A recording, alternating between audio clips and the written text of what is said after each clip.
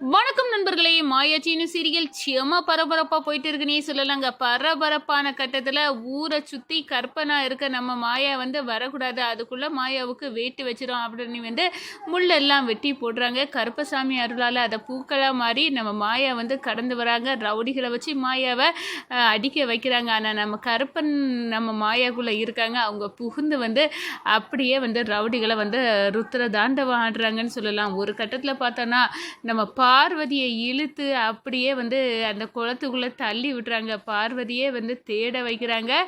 அந்த பார்வதி போட்ட அந்த களிமண்ணால் செய்யக்கூடிய அந்த தாய் மகன் சிலை அப்படியே கிடச்சிடுது. அதை நம்ம ஜானகி அம்மா கிட்ட கொடுக்க வைக்கிறாங்க. அது வேற லெவல். ஒரு கட்டத்தில் பார்த்தோன்னா இதுக்கெல்லாம் கெட்ட செயல்பட்டு அந்த புவனேஸ்வரி விடுவாங்களா? புவனேஸ்வரிக்கு தலை முடிவி உச்சி குடுமியை பிடிச்சி இழுத்து நம்ம மாயை ஆட்டுறாங்க கற்பனாட்டு. அதை பற்றி தாங்க இந்த வீடியோக்குள்ளே பார்க்க போகிறோம். அதுக்கு முன்னாடி சேனலுக்கு லைக் அண்ட் சப்ஸ்கிரைப் பண்ணுங்கள் ஃப்ரெண்ட்ஸ். பக்கத்தில் இருக்க பெல் ஐக்கானையும் கிளிக் பண்ணுங்கள். அப்போ தான் நான் போட்டுற ஒவ்வொரு வீடியோவும் நோட்டிஃபிகேஷனாக உங்களுக்கு கிடைக்கும்.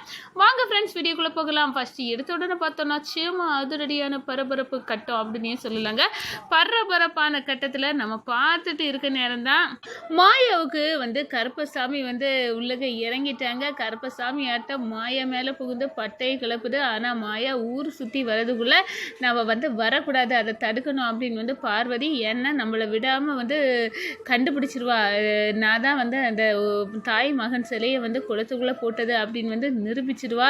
அவள் என்னை மாட்டி எல்லார் முன்னாடியும் என் முகத்தரையே கிழிச்சிருவா. ஏற்கனவே கருப்பனுக்கு போட்ட பூட்டு வர கீழே விழுந்துட்டு, அப்போ என்னை சோதிக்க தான், அதை தடுத்து நிப்பாட்டணும், அவர் ஊர் சுற்றி வரக்கூடாது அப்படின்னு அந்த இடத்துல கங்கணம் கட்டிட்டு போகிறாங்க. புவனேஸ்வரியை சந்திக்கிறாங்க. புவனேஸ்வரி நம்ம மாயா ஊர் சுற்றக்கூடாது அப்படின்னு ஒரு பெரிய முள்ளு செடியை வெட்டி போடாங்க. அதெல்லாம் பூக்களாக மாறுது. கருப்பனோட அருளை பார்க்குறாங்க. ஆனாலும் புத்தி கெட்டு திரியிறாங்க அப்படின்னே சொல்லலாம். இந்த சைடு நம்ம பார்க்க நேரத்தில் ரவுடிகளை விட்டு நம்ம மாயாவை ஃபாலோ பண்ணுறாங்க. அதை மீட்கிற மாயாவை ஆபத்து வந்துடக்கூடாது அப்படின்னு நம்ம ரகுராம் நினைக்கிறாங்க. அது மாயாக்குள்ளே கருப்பன் இருக்காங்க, அதனால் ஒன்றும் நடக்காது அப்படின்னு இருந்தாலும் சிவா நீ போ பாதுகாப்பா அப்படின்னு சொல்கிறாங்க. ஒரு கட்டத்தில் மணி ரெண்டு பேருமே பாதுகாப்பாட்டு பின்னாடி போகிறாங்க. ஆனால் ரவுடிக நம்ம கருப்பன்னா இருக்க மாயாவை அடிக்கிறதுக்கு வராங்க. ஆனால் நம்ம கருப்பன் சும்மா விடுவாரா என்ன? அப்படியே ருத்ர தாண்ட ஆடுறாங்க. ரவுடிகளெல்லாம் அடித்து தவசம் பண்ணிட்டாங்க அப்படின்னே சொல்லலாம். ஒரு கட்டத்தில் நம்ம பார்க்க நேரம் இது எல்லாத்தையும் மறைஞ்சு நின்று பார்த்துட்டு இருக்க புவனேஸ்வரி, பசுபதி, நம்ம பார்வதி இவங்களுக்கெல்லாம் செம்ம சாக்கியாக இருக்குன்னு சொல்லலாம். ஒரு கட்டத்தில் பார்வதியை அப்படியே பிடிச்சி இழுத்து பக்கத்தில் உள்ள குளத்துக்குள்ளே தள்ளி விட்டுறாங்க. தாய் மகன் சிலை அந்த குளத்துக்குள்ளே களிமண்ணால் செய்தது கரையாமல் இருந்து அதை அப்படியே மீட்டுறாங்க பார்வதி. ஒரு கட்டத்தில் ஜானகியை கருப்பன் சாமி இழுத்துட்டு வராங்க. என்ன நீ வேண்டுனது உனக்கு கிடைச்சிடுச்சு. இந்த கருப்பன் அப்படியே நம்ம தாய் மகன் சிலையை பார்வதியை எடுத்து கொடுக்க வச்சுறாங்க. ஒரு கட்டத்தில் இதை இங்கே கொண்டு போட்டது இவ தான் அப்படின்னு சொல்ல நேரம் பார்வதி ஐயோ அப்படின்னு உண்மையே நம்ம கருப்பன் கண்டுபிடிச்சிட்டாரு அப்படின்னு சொல்லி நம்ம கருப்பன் 5-6 விளாசுறாங்க பார்வதியை. இந்த சைடு பார்த்தோன்னா இதுக்கெல்லாம் காரணம் இந்த புவனேஸ்வரி அப்படின்னு புவனேஸ்வரிக்கு கொண்ட முடியை பிடிச்சி திருக்கி இழுத்து போடுறாங்க. இந்த நேரம் நம்ம ஜானகி அம்மாவுக்கு ரொம்ப சந்தோஷம். தாய் மகன் சிலை கிடச்சிடுச்சு அப்படின்னு அந்த இடத்துல மாயா அழகாக கருப்பசாமி இந்த அதை ஊரை சுற்றி ஃபினிஷ் ஆக்குறாங்க. ஏன்னா ஜானகி அம்மாவின் வேண்டுதலை நிறைவேற்றி கொடுத்து அந்த கருப்பசாமி ஆட்டம் நம்ம மாயா மேலே இருந்து இறங்கி மலையேறி போயிட்டு அப்படின்னே சொல்லலாம்.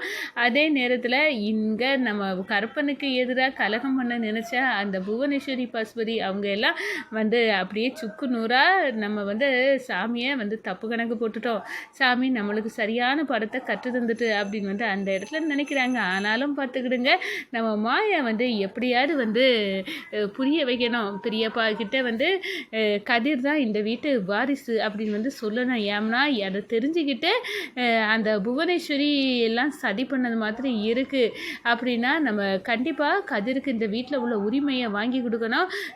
சொத்துலையும் நம்ம சிவரஞ்சினிக்குள்ளே சொத்து பங்கு நேராக கதிருக்கு கிடைக்கணும். அவனுக்கு ஒரு பங்கு கிடைக்கணும். எல்லாத்தையும் வழி பண்ணணும் அப்படின்னு இருக்காங்க.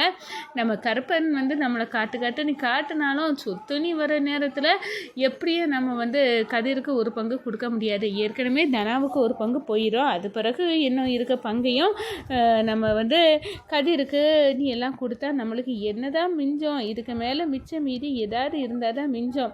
அப்படி ஒரு நிலைமை வரக்கூடாது அப்படின்னு வந்து அந்த இடத்துல பத்மாவும் பார்வதியும் சேர்ந்து சதி பண்ணுறாங்க. இதுக்கு இதையெல்லாம் நம்ம பெரியப்பா கிட்ட நம்ம சொல்லணும், இதுக்கு மேலே தாமதிக்கக்கூடாது, இந்த வீட்டு வாரிசு கதிர் தான் அப்படின்னு வந்து கதிருக்குள்ள மரியாதை அதே நேரத்தில் உள்ள சொத்து பத்து எல்லாம் அவனுக்கு சேரணும். அவன் கஷ்டப்பட்டு காலம் ஃபுல்லாக கலங்கினது போதும், இதுக்கு மேலேயும் அவன் கஷ்டப்படக்கூடாது அப்படின்னு வந்து அந்த இடத்துல வந்து நினைக்கிறாங்கங்க.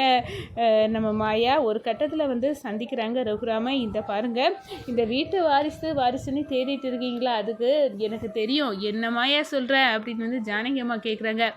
ஆமாம் பெரியம்மா, இதுக்கு மேலே வந்து மறைக்கக்கூடாதுன்னு நினைக்கிறேன். நம்ம தேடுற நம்ம வீட்டு வாரிசு நம்ம குடும்பத்தில் உள்ளவர் தான் அப்படின்னு சொன்னாரோ, அது யார் அப்படின்னு சொன்னாரோ, அது கதிர் அப்படின்னு சொன்னாரோ.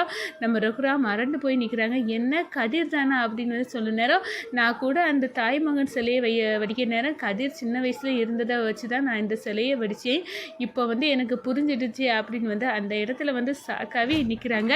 இது உனக்கு எப்படி தெரியும்? ஃபாதர் மூலமாக வந்து தெரிஞ்சுக்கிட்டேன், ஆனால் கதிரே வந்து தான் இந்த வீட்டு வாரிசு அப்படின்னு வந்து எனக்கு தெரியும். ஆனாலும் அவன் ஏதோ ஒரு காரணத்துக்குள்ளே தனாவை வந்து கண்கலங்காமல் அவன் சுய உழைப்பில் வந்து வச்சு காப்பாற்றணும்னு நினச்சி தான் இதை வந்து உங்கள்கிட்ட சொல்லக்கூடாது, சொன்னால் நீங்கள் வந்து அவனுக்குள்ள உரிமை எல்லாத்தையும் கொடுத்து கண்டிப்பாக அவனை தனாவை வந்து நல்லா பார்த்துக்க வச்சுக்கிடுப்பீங்க. ஆனால் அவனுக்கு தனாவை சொந்த உழைப்பில் வந்து வச்சு காப்பாற்றணும் அப்படின்னு வந்து ஆசைப்படுறான் கதிர். அதுக்காக தான் வந்து அவன் சொல்லக்கூடாது அப்படின்னு வந்து மறைச்சான் அப்படின்னு உள்ள விஷயத்த சொல்ல நேரம் நம்ம ரகுராம் கண் கலங்குறாங்க. இந்த வீட்டு வாரிசை நம்ம எவ்வளோ தூரம் வந்து அசிங்கப்படுத்திட்டோம் அப்படின்னு வந்து அந்த இடத்துல நினைக்கிறாங்க.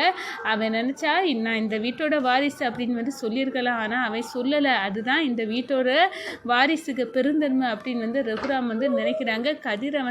கதிரவையும் தனாவையும் வீட்டுக்கு வர வைக்கிறாங்க. தடபுடலாக விருந்து ஏற்பாடுகள் நடக்குது. அந்த நேரத்தில் தான் ரகுராம் வந்து வக்கீலையும் வரவழைச்சிருக்காங்க.